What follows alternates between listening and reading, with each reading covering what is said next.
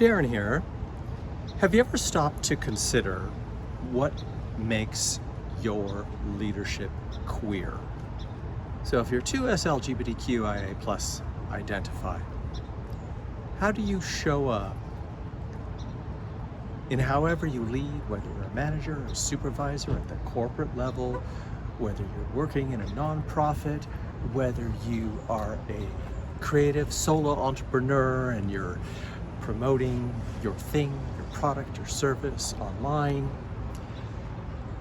in your family, how you support the people that you care most about. That's all leadership. But what part of your queerness is on display? So I think what's interesting to me about this question of queer integrity and leading from queer integrity means understanding yourself for all of your uniqueness, your skills, what you're passionate about, what you stand for, what you value.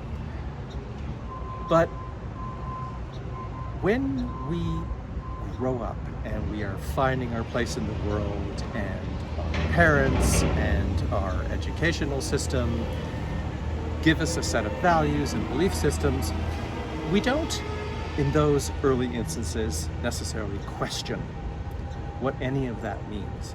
And often, as adults, we still don't question those things. We have morals and ethics that we may follow without question. We may think they're actually really good and meaningful and they help guide us, but we've maybe never stopped to think about, why is this important to me? Growing up, before I labeled myself as a gay man, I was always second guessing myself. I was always observing, being quiet. I was always practicing a kind of performance. I was holding back parts of myself that I was deeply afraid of exposing, that were indicated to me by people around me. Thankfully, I didn't get this from my parents. I'm really lucky. I know a lot of people did. But certainly the schoolyard bullies, so to speak, were able to point a finger and say faggot, gay, femme, or it's not that I was necessarily effeminate, but that would be used as a slur to mean I wasn't one of the boys. So you learn very early on, as a relatively scrawny, fearful of being athletic individual. Like, I wasn't a big guy, I wasn't like physically capable of beating up the other kids. Not that I'm saying that's a good thing at all. I learned to be silent, to hide in the shadows. I don't know if that contributed to my earlier introversion, but I certainly wasn't very forthcoming for many years. I didn't date. I didn't want to give anyone any indication of my failure in the social contract to show up in a particular way.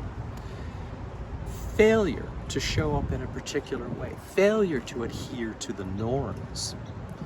And it's not like being queer or gay or lesbian or transgender or non-binary is really so uniquely different. It's just variety. I'm wearing a pink tank top. I could have just as easily worn a thin black t-shirt today. To attribute meaning to some things that are really so meaningless is based on fear. So when we're told we can't be this way or that way, we can't speak this way or that way, or we shouldn't have hand gestures as a man like that, that's just so effeminate or a sign of your faggotry. How is that ethically wrong? How is that morally wrong? How is that hurting anyone else? So when you grow into an adult and you find yourself in positions of leading others, the first thing is how you lead yourself. Are you being entirely performative showing up in a role where you have to manage other people, where you have to direct and guide other people with your skills and your wisdom and your insights and what you've been trained to do. And do you hold back? Are you just very much performing the role as leader? You know, let's do this, come on team, let's go. Or is there the vulnerable humanity of who you are apparent in not every single thing that you do, because there's a time and a place for everything, but does your own narrative, your own truth come out as a form of inspiration? And a form of inspiration to others is compelling, is based always on human story and narrative, because when we can connect with what you've been challenged by in your own life, even if we haven't had the exact same challenge, we can often compare that with our own and recognize the shared humanity. We all go through stuff. We all hopefully learn and evolve. So when you're showing up today, I encourage you, invite you, challenge you to observe yourself. Are you showing up as your queer self?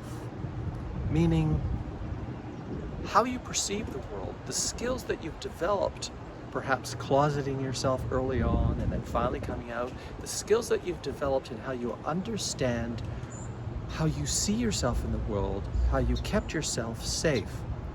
How can you turn those awarenesses and experiences into positive leadership qualities for how you support others with queer integrity?